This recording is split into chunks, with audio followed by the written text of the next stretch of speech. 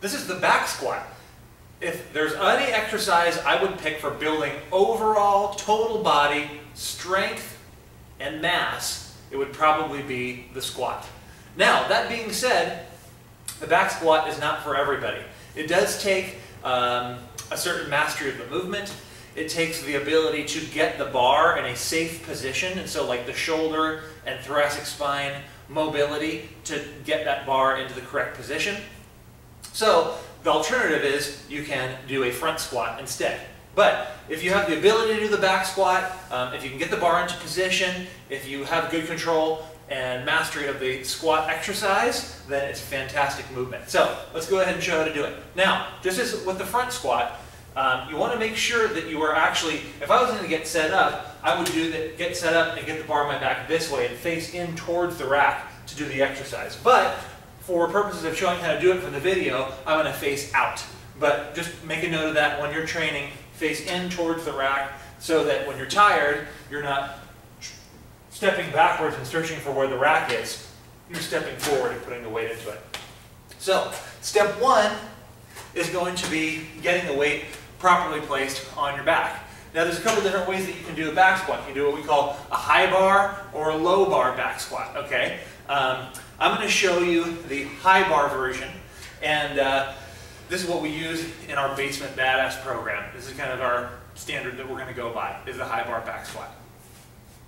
Reason being, for most people that are starting off with the movement, and just for like applicability to general overall fitness, in my opinion, this is the way to go. It's easier to get, a little bit easier to get the bar placed. You know, it's going to change the mechanics, keep your upper body, your torso a little bit more upright, and it's going to be a little bit easier on your body and a few other things as well. So, for the hand placement, what you want to do is get the hands as close as comfort will allow, okay? So, that's going to help you get a tighter wedge and get that bar a little bit tighter on your back if you can do that. So, you know, you'll see people squatting with their hands really wide in the bar, and that is a way to do it, but I like to get the hands as close as we will allow. Use the knurling on the bar to have a marker so that you know how wide to put your hands and you can remember. So if I have my ring finger here on this part of the bar right here, then I can remember for next time, I'm going to make sure I get lined up the same way.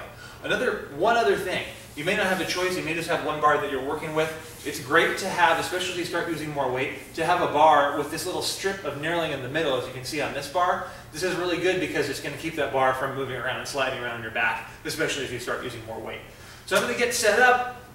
First movement is I'm going to get underneath the bar. My feet are going to be underneath the bar. I'm going to get wedged. So the bar is going to be sitting underneath that 7th cervical vertebrae.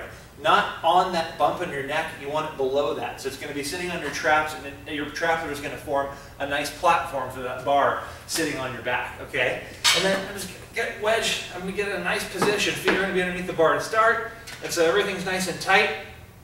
I'm going to go ahead and brace the abs and stand up. Now, as far as if you look at my hands on my back, my wrists are straight, and my elbows are underneath my hands. So that's really important. We don't want to be in this position. This is a much stronger, safer, better position to be with the upper body. So I'm going to take, remember, stepping backwards. I'm stepping forward for the purposes of the video. Dropping those hips back.